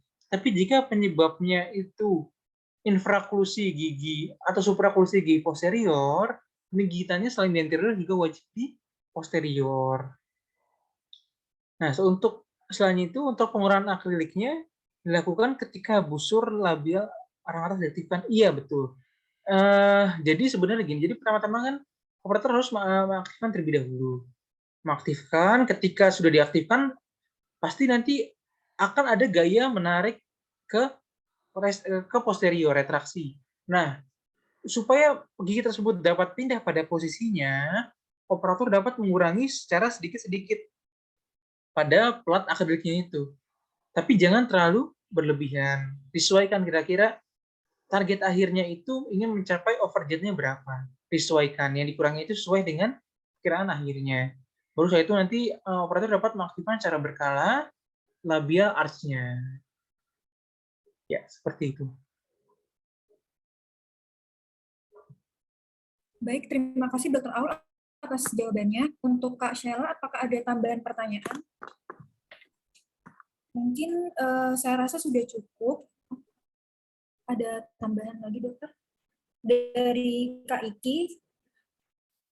Jadi, makasih dokter untuk jawaban sebelumnya. Kira-kira untuk pasien crossbite unilateral, beberapa gigi tersebut lebih baiknya menggunakan komponen aktif apa ya dok untuk koreksi crossbite unilateral tersebut? Ya, jadi untuk crossbite posterior sejujurnya itu agak sulit. Biasanya kalau kasus-kasus dewasa, misalnya kasus-kasus crossbite-nya parah, pasti biasanya dosen-dosen kami biasanya menyarankan langsung dicekat saja, karena kalau kasus crossbite yang parah menggunakan alat lepasan itu akan sangat sulit. Tapi jika memang tetap ingin diusahakan itu bisa. Caranya adalah sebelum menggunakan plat aktif, operator harus mendesain plat ekspansi terlebih dahulu.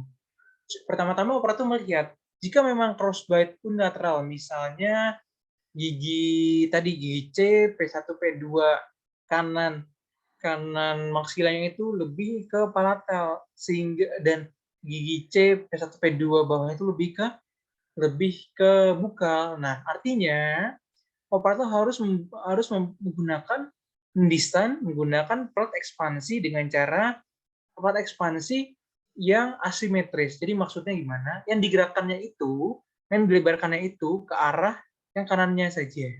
Jadi bukan kedua sisi. Kalau kedua sisi takutnya nanti yang kirinya juga malah bergeser berlebihan ke arah bukalnya. Tapi yang digerakkan yang hanya kanannya saja. Digerakkan ke kanannya saja dengan cara plat ekspansi tadi dan digunakan peninggi gigitan. Agar gigitannya bebas terlebih dahulu.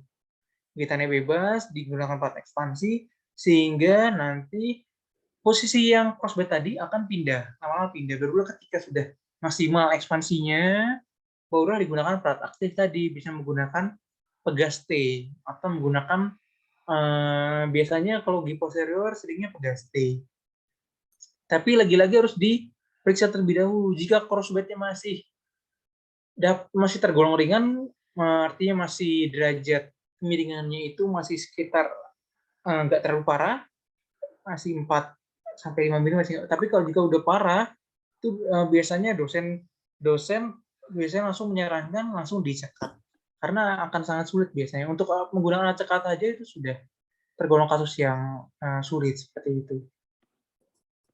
Baik, terima kasih Dokter Aul. Untuk Kak Iki, apakah ada tambahan lagi pertanyaannya?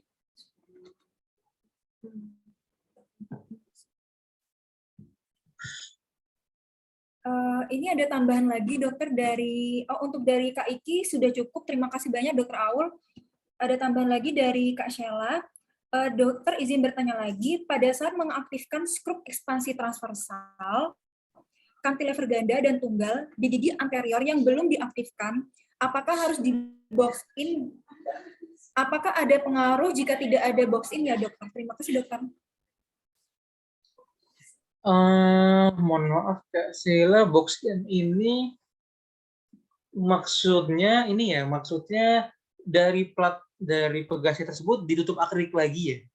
Iya, atau dokter. seperti apa? Iya, Seperti dokter. itu ya? Ya. Masih ditutup akrilik lagi ya? Oke. Jadi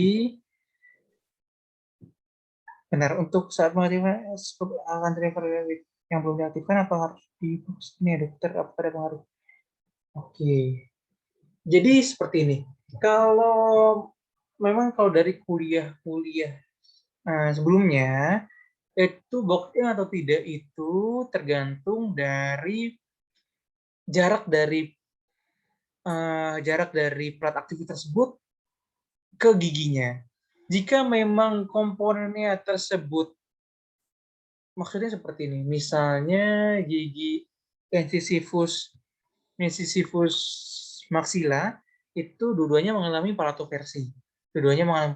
Dan ada simple spring di antara di palatalnya gigi tersebut.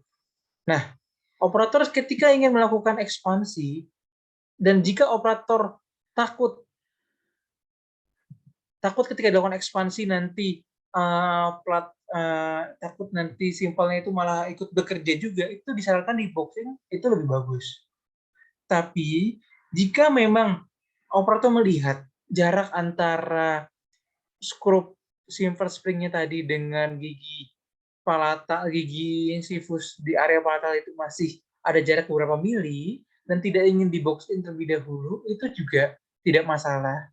Jadi lagi-lagi box in atau tidak itu tergantung dari kasusnya. Tetapi jika memang skrup simple spring atau finger springnya itu cukup banyak, memang disarankan di box in terlebih dahulu, atau kalau dosen kami juga biasanya menyarankan selain box ini itu menyarankan menggunakan 2 plat.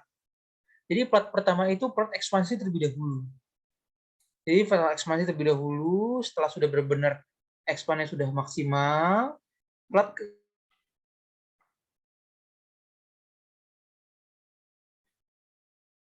yang selanjutnya adalah plat kedua itu plat aktif. Yang lama jika memang platnya masih bagus dapat juga menggunakan plat lama, nanti tinggal dicetak ulang terus dikirim ke teknika dan diberikan instruksi. Nanti plat ekspansi itu nanti akan dikasih resin tambahan dan area-area yang harus dikasih simpel nanti akan diberikan sesuai dengan kondisi giginya. Jadi jika ingin memang fokus ekspansi terlebih dahulu, memang di box in itu disarankan. Atau solusi lain jika tidak ingin diboxin, fokus menggunakan plat ekspansi terlebih dahulu. Baru nanti ketika sudah advance semua, nanti plat ekspansinya dapat dimodif ditambah simple spring atau komponen aktif lainnya, seperti itu. Baik, terima kasih Dr. Aul. Untuk Kak Syala, apakah sudah cukup?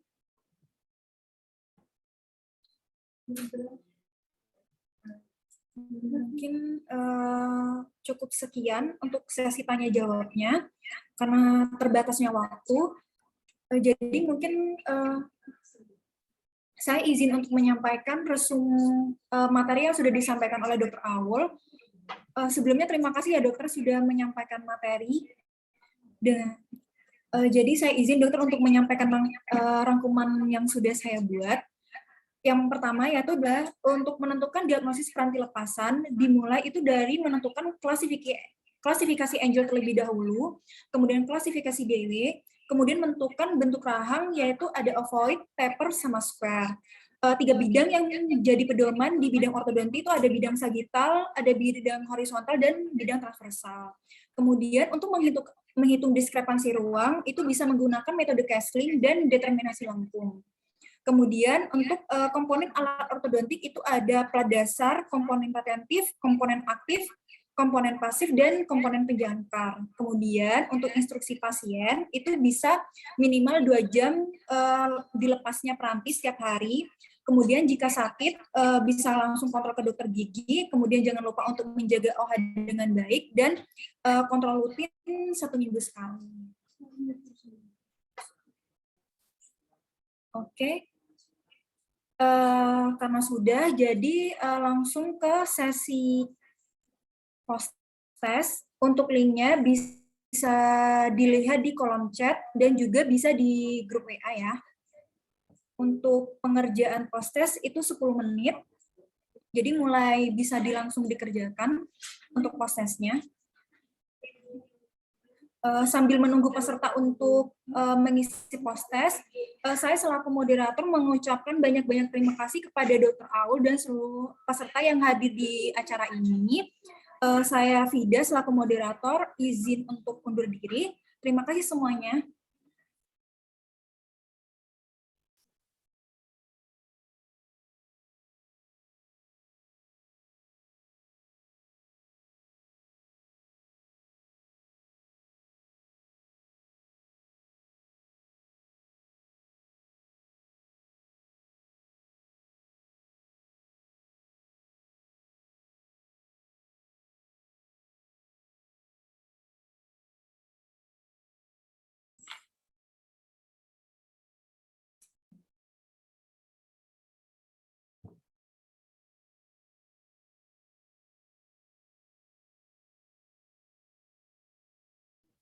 Semuanya ini udah masuk ya ke link post testnya.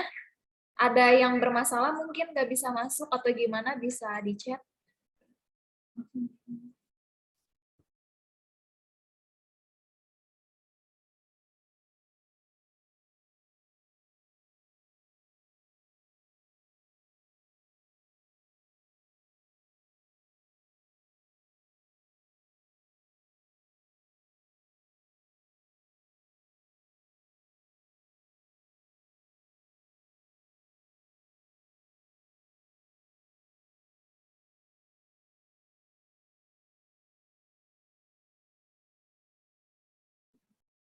Buat semuanya yang lagi ngerjain post test, jangan dulu live ya, soalnya habis ini kita nanti ada sesi foto bersama, jadi sambil ngerjain post test ini jangan do di live ya.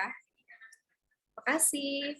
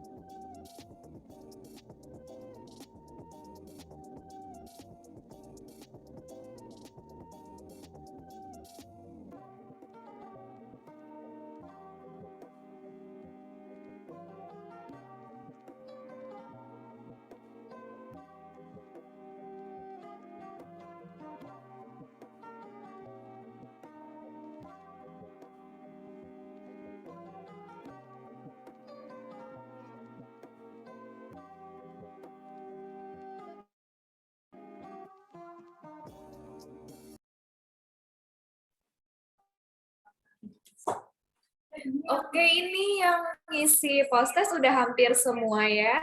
Terima kasih buat yang udah ngisi post test. Sekarang kita masuk ke sesi foto bersama. Jadi boleh nih dibuka kameranya, silahkan. Silahkan, jangan malu-malu dibuka kameranya. Silakan. Buka.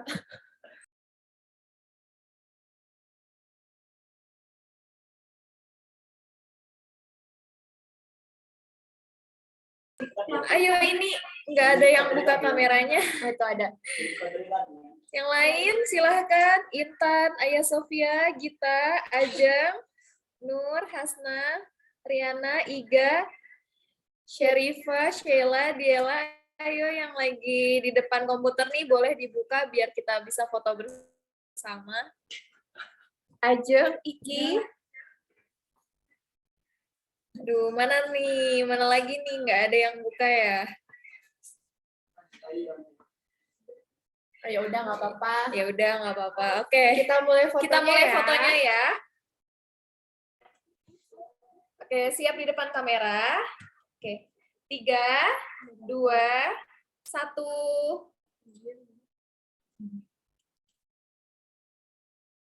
Oke, host udah ya? Udah ya, oke. Terima kasih semuanya. Kita sudah sampai di penghujung acara. Terima kasih Dr. Aulia Ayu. Terima kasih juga moderator yang sudah menemani Dr. Aul saat Oke, terima kasih semuanya. Baik, terima kasih banyak semuanya. Ya, sama-sama dokter. Ya, saya izin pamit. Ya, siap. Terima kasih dokter. Ya, teman-teman semuanya yang mau live silahkan boleh live. Terima kasih. Sampai jumpa di acara kami selanjutnya ya. Bisa dicek di Instagram kami danceup_core. Juga bisa ikut follow nih dentiscare.id di Instagramnya, silahkan. Terima kasih semuanya. Oke.